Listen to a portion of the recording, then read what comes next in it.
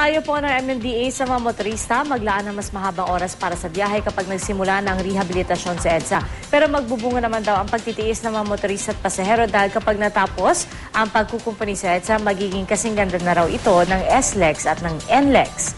Balita natin ni Susan Enriquez. Ang unang yugtura ng proyekto sa EDSA Rojas Boulevard, Pasay City hanggang sa Julio Vargas sa Mandaluyong ang pinakamahirap. Kasama kasi sa Phase 1 ang pagtatayo ng elevated flyover mula Taft Avenue hanggang Malibay. Isasabay ito sa pagkukumpuni sa EDSA at Taft Avenue kung saan papalitan ang mga sirang concrete pavements.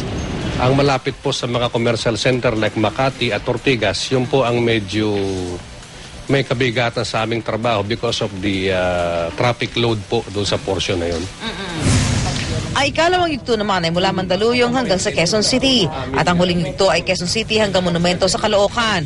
Matinding problema sa trapiko ang inaasahan ng DPWH na idudulot ng nakatakdang rehabilitasyon ng EDSA pagkatapos ng eleksyon sa Mayo.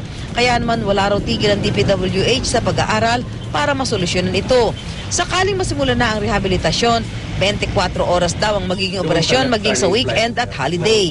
Na kaya po namin na gagawin yung trabaho not only on a weekend, pati po weekdays, para po makarami kami ng aming trabaho kahit na po magkaroon tayo ng ulan. So, 24 hours. 1954 pa nang gawin ng EDSA na dating tinawag na Highway 54. Ito raw ang unang major rehabilitation ng kabuuan ng EDSA.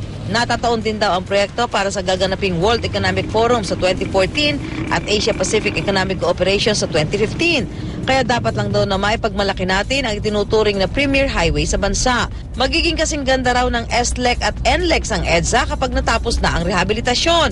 Pero ang mga motorista nag-aalala sa lilikhain itong traffic. Siguro traffic sobra yan. Baka traffic, abutin ng sobra.